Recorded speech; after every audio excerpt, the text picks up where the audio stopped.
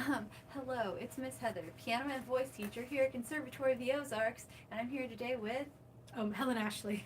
and so we're going to do um, a breathing exercise called the candle blow to start because for the song you're working on right now, I would like you to have more space in the back of your throat than you have right now, and a fancy word for throat is pharynx.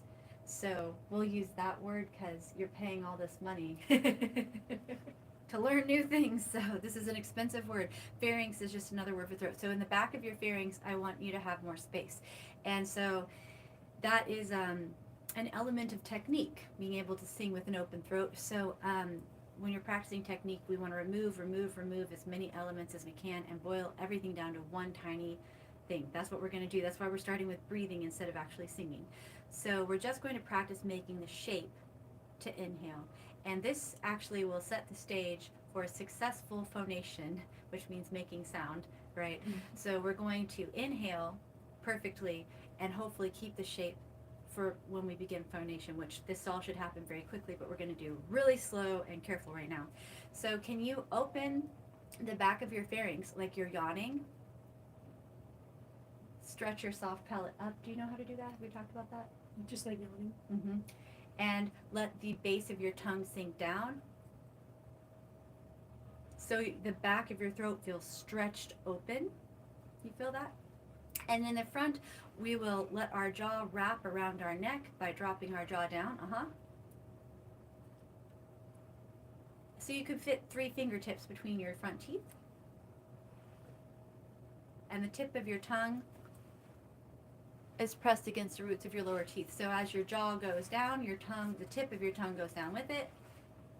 And as you lift your soft palate in the back of your pharynx, you also are letting the base of your tongue sink down. So the front and the back of your tongue are sinking down. Your jaw is sinking down, and your soft palate is stretching up. So if you just make that shape and you do nothing else, notice if you can make that shape without breathing air in. Because I can't. I can't do it. So we don't need to suck the air in.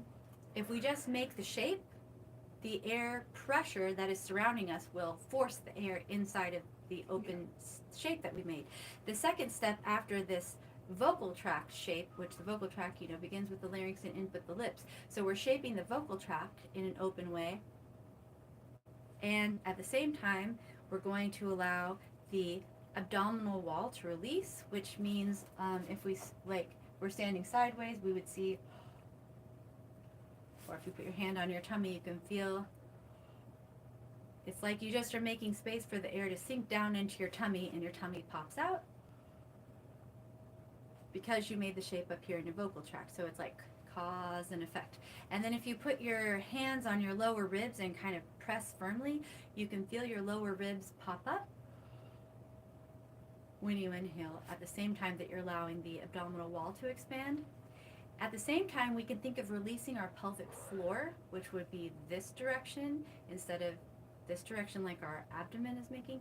And so that the feeling of releasing your abdominal or your pelvic floor is sort of like if you're trying to pee, and can be a little bit of a weird, uncomfortable sensation, but a teacher described that to me one time, like the feeling like you're accidentally going to pee a little bit. So we release downward while we release outward, and while we also allow our rib cage to expand upward. Okay, so that all happens in a split second when we inhale. So let's inhale, which means doing all of those things. So start with the shape and release your muscles down here to allow the expansion. Good, and let's try that again. It's basically yawning, but like in an intentional way. So again, and you'll hear the sound is like a low pitched sound, not which is a constricted tight space, which makes a higher pitch. So we want a big open space, which makes a low pitched inhale, or just silent, and you hear nothing at all. So that's the inhale. Now we want every time when you're singing, we want every inhale to be that. in an ideal world. Yes. And so for the exhale, for the breathing exercise, we will gently contract our abdominal wall, gently contract the pelvic floor, and gently push the air out. And we're going to partially obstruct the end of the vocal tract by making an U-shaped lip and keeping the tip of the tongue pressed against the roots of the lower teeth and keeping the back of the pharynx expanded. We will gently push the air out. So let's start with the inhale. Open to yawn the air in.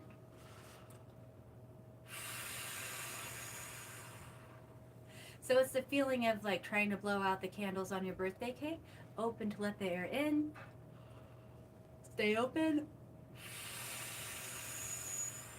Contract the pelvic floor and the abdominal wall to help the air gently be squeezed out. And again.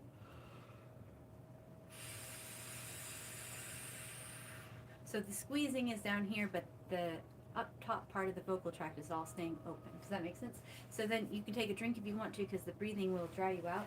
That's called a candle blow exercise. And you could do a candle blow like 5 repetitions or something.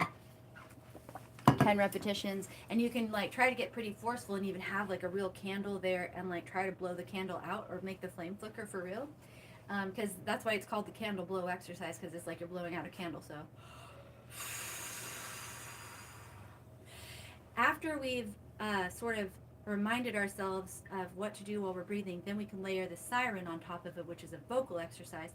So we'll do the same inhale, the same shape as for the exhale, but instead of we'll let our vocal folds come together to phonate, and we'll start with our lowest pitch, slide up to the highest, and come back down, hopefully all in one breath, right? Okay. Nice and smooth. So we'll inhale.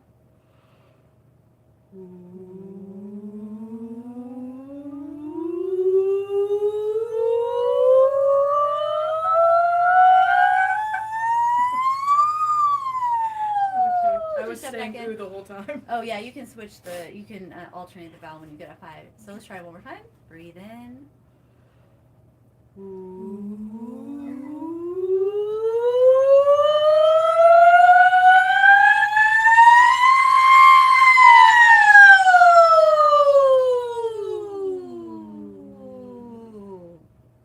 So that hopefully sets the space up in the back of your pharynx that we want to have with these exercises we're doing right now, in addition to the vibrato we were just working on. So let's try the next exercise with all of this in mind. Good job.